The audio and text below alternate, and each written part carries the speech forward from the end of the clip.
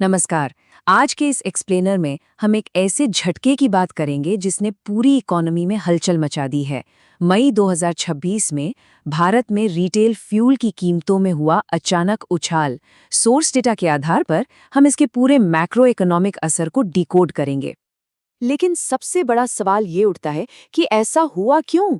2022 के बाद से पेट्रोल और डीजल के दाम बिल्कुल शांत थे, एकदम स्थिर, और फिर अचानक से एक बहुत बड़ा जंप। आखिर ऐसा क्या हुआ कि 4 साल की इस लंबी शांति के बाद मार्केट को अचानक इतना बड़ा सरप्राइज मिला? तो आज के हमारे इस डिस्कशन के 4 मेन पिलर्स होंगे। पहला, ये फ्यूल प्राइस शॉक। दूसरा, इसका मैक्रो रिपल इफेक्ट। तीसरा, कौन से सेक्टर्स विनर्स रहे और कौन से लूजर्स। और आखिर में एक स्ट्रेटेजिक इन्वेस्टमेंट प्लेबुक।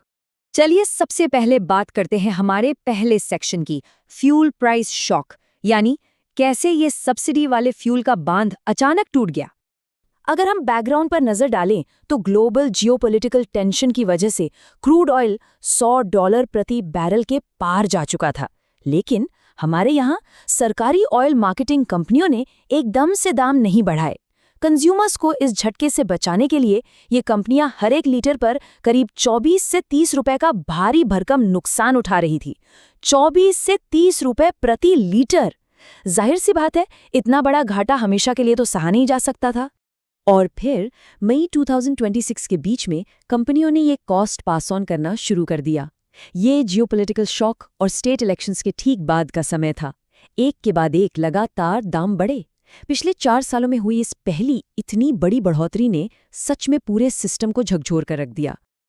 अब आते हैं हमारे दूसरे सेक्शन पे, मैक्रो रिपल इफेक्ट, यानी इस पेट्रोल पंप वाले शॉक का असर पूरी इकोनॉमी पर कैसे पड़ा। ये एक पूरी चेन रिएक्शन की तरह काम करता है। ग्लोबल क्रूड प्राइसेस बढ़े तो डोमेस्टिक फ्यूल महंगा हुआ। फ्यूल महंगा होने का सीधा मतलब है लॉजिस्टिक्स, एयरलाइंस और मैन्युफैक्चरिंग की कॉस्ट में एकदम से उछाल आना। इसका नतीजा ये होता है कि कॉर्पोरेट मार्जिन सिकुड़ने लगते हैं, और इसका सबसे बड़ा साइड इफेक्ट है महंगाई का बढ़ना। महंगाई बढ़ती है तो खर्च करने की कैपेसिटी कम होती है और अल्टीमेटली पूरी जीडीपी ग्रोथ की रफ्तार धीमी पड़ जाती है। इसका असर तुरंत डेटा में भी देखने को मिला। अप्रैल 2026 की सीपीआई महंगाई दर का ही उदाहरण लेते हैं। जो बेसलाइन 3.4% थी, वो सीधे 3.8% तक पहुंचने का अनुमान लगाया गया। एक काफी बड़ा जंप। पर दिलचस्प बात यह है कि इस रिस्क के बावजूद भारतीय रिजर्व बैंक ने बहुत ही सतर्क रुख अपनाया है।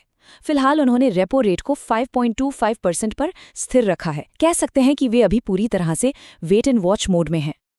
आगे बढ़ते हैं तीसरे सेक्शन की तरफ, सेक्टर विनर्स और लूजर्स। समझते हैं कि इस मार्केट शॉकवेव से किसे फायदा हुआ और किसे नुकसान। इस हाई ऑयल वाले माहौल में भी कुछ क्लियर विनर्स हैं, जैसे कि अपस्ट्रीम ऑयल कंपनियां। इन्हें इन ऊंचे इंटरनेशनल प्राइसेस का सीधा फायदा मिल रहा है। इसके साथ ही रिन्यूएबल एनर्जी सेक्टर भी फायदे में है, क्योंकि अब महंगे तेल का ऑल्टरनेटिव खोजना और भी जरूरी हो गया है। लेकिन दूसरी तरफ लूजर्स भी हैं। कंज्यूमर से जुड़े सेक्टर्स जैसे ऑटो, एफएमसीजी और लॉजिस्टिक्स इनपुट कॉस्ट बढ़ने की वजह से भारी मार्जिन प्रेशर का सामना कर रहे हैं। इस प्रेशर का सबसे बड़ा और कमजोर शिकार एयरलाइन सेक्टर है। इंडिगो जैसी एयरलाइंस का ही उदाहरण ले लेते हैं। इनकी पूरी ऑपरेटिंग कॉस्ट का लगभग 35% हिस्सा सिर्फ और सिर्फ एविएशन टर्बाइन फ्यूल में चला जाता है, 35%। तो जब फ्यूल की कीमतें आसमान छूती हैं तो सीधे इनके मुनाफे में डेंट लगता है, क्योंकि ये अपना बढ़ा हुआ खर्च तुरंत पैसेंजर्स की टिकट में नहीं जोड़ सकते। अब आते हैं हमारे चौथे और आखिरी सेक्शन पर, स्ट्रेटेजिक इन्वेस्टमेंट प्लेबुक। समझते हैं कि इस वॉलेटिलिटी से आखिर निपटना कैसे है।